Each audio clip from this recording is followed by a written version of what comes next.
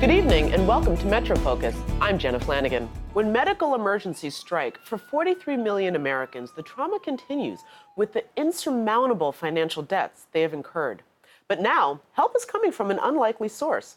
Two former New York medical debt collectors have turned into modern-day Robin Hoods, helping people in hardship pay off these debts by using the same skills they utilized to collect on them.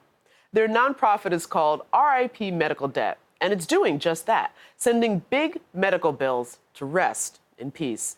Co-founders Craig Antico and Jerry Ashton join me now. Gentlemen, welcome to the program. Thanks for inviting us. It's great to have you here. I think what everybody is wondering is, how did you come up with this? The trick is we didn't come up with it. Mm-hmm. No. Jerry met some people that wanted to abolish medical debt, and they wanted to know what he thought about it. Mm-hmm. He said, I think that's the stupidest thing I've ever heard. Well, he's being polite. I thought it was the dumbest thing. Oh, okay, all right. Potato, potato. Potato, potato. It was actually during Occupy Wall Street. So that legacy of people carrying signs and complaining about the economic conditions that were faced in this nation, there were a few things that resonated with anybody who cares about equity. So when I was sort of like chronicling Occupy Wall Street, I'm a former Navy photojournalist, and I like to take pictures and write things. So I was down there investigating what they were doing, and they were real, and I started joining some of the different study groups and work groups they had, like strike debt and student debt and community outreach, and they had noticed that there was a bill collector in their midst. Now, considering that Wall Street is the heart and soul of finance, and bill collectors are ordinarily the enforcer. You owe the money, I expect it on my desk on Friday. So with that type of person being in the midst of occupiers, they were kind of wondering what I was up to. And they noticed me because every time someone would come up talking about a student debt they had, I'd help them. They were talking about being chased by a bill collector. I know some good techniques on how to handle that. So one evening I was invited to a meeting at which they announced the fact that they were going to create a nonprofit, and they were going to go raise a bunch of money and buy some medical debt. And they said, what do you think of it? And I said, well, truthfully, you want to raise enough money to abolish $1 million of the medical debt. That's not even a rounding error in my world. So if you're looking for any kind of recognition for doing something good for humanity, $1 million isn't going to cut it. Over $100 billion a year goes uncollected. Wow. Because people can't pay, Yeah. and probably will never be able to pay, but the accounts keep getting collected on, because there's 50,000 collectors in this country calling on them every single day. Yeah, so I wanted to get a sort of juxtaposition from your experiences. What was it like to be on the side of the phone call where you were making those collection calls? Jerry is one of the best, most respectful collectors you will ever meet, and he's one of the most effective. So I was always a great respecter of people and their conditions, what was affecting the reason for them not paying.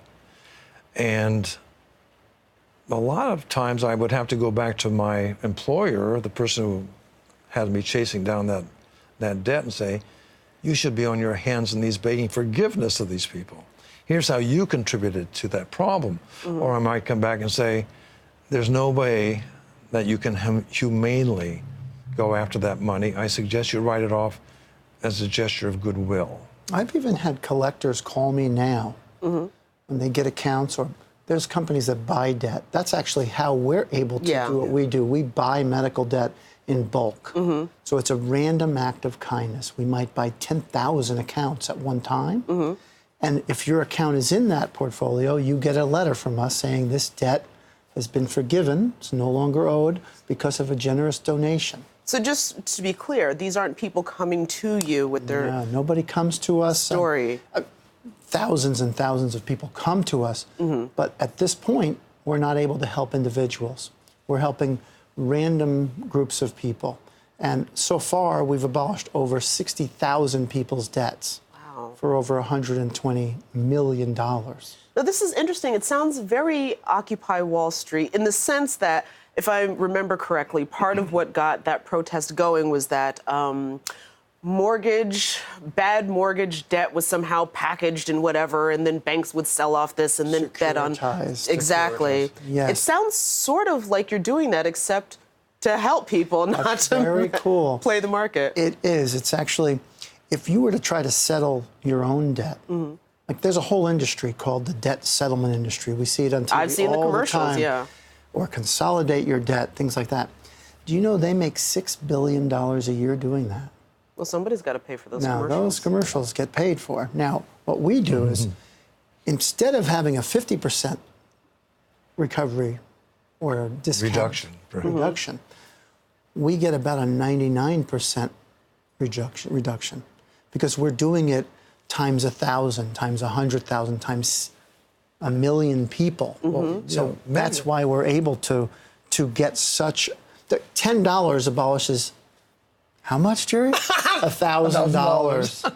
Wait, so is this like medical debt at Costco or something, or a big box store where you buy in bulk? That's right. Let me go back a little bit in history again. When I told them that I didn't think that was a great idea, their response was very, very clear and influential, which is why I ended up bringing Craig into this, which I'll tell that story. But I said, okay. They said, look at it through our eyes. $1 million worth of debt that we abolished may mean nothing to you, but that's a news item. And we're trying to draw attention to, they got bailed out, we got sold out, 99%, 1%. That's what they had going. They said, this is a way to illustrate that. Now, Craig and I, and of course, RIP Medical Debt or RIP Medical Debt, we are apolitical. We don't have an agenda, except for one thing, and that's to get people out of medical debt hardship. That's our agenda. And we gladly accept money from anyone, anywhere, for any purpose, as long as we can do our job. And that was going to be one of my questions, is how do you raise the capital to do this in the first place? You know, 70% of this money comes from individuals. I mean, it's an amazing, I get $1 sometimes because those people know that it's going to abolish $100 or more of a person's debt.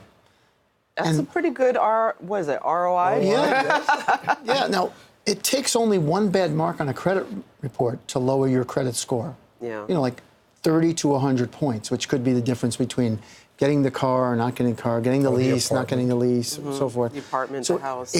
It's devastating. What ends up happening is people get debt that they can't pay. They have to get a second job. Many of them are going bankrupt. Or worse is called insolvency. You have much more debt than you have assets. And I have people crying to me on the phone saying, I'm insolvent. I mean, not many people even knew what insolvent was, but she knew that I don't know what to do. I'm in a scared spot now. And this is 15 million people each year go insolvent because of medical debt. And 60% of all bankruptcies can be traced to medical debt. So you and I are really one illness or one accident away from financial devastation. And yes, I do think that's one of the things where unless you're there, it's very easy to sort of assume that, like, but I'm not in that position, so hopefully I won't be, but it doesn't take much to get to that place. Can I ask you, gentlemen, one last question before we run out of time? Can you tell me what has been like a particular story of an impact that you've had on someone who's given their testimonial of just thanks? Remember the young lady that was praying? She was watching TV. The announcer came on and said, this is what we're helping make aware, that we're going to bring medical debt forgiveness to this community. And she said, I sat down and I prayed To get that that I letter. would get help, that I would get that yellow letter, because we were sending yellow letters out. Yellow envelopes, that is. And she said, but that's never going to happen to me, but that's okay. I'd like the other people to get help. And then her husband came in, like in the next week or so, and said, honey, is this the kind of letter you're talking about? It was a letter from RIP Medical Debt abolishing, I don't know, $4,000 of debt.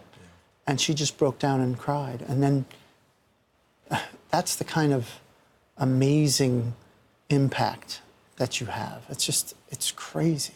It's absolutely crazy. Wow. That is amazing. Gentlemen, I want to thank you both so much for joining us. And of course, for RIP Medical Debt, I'm sure all of our viewers are seeing this and wanting to know how they can help. For more information on RIP Medical Debt, please log on to metrofocus.org.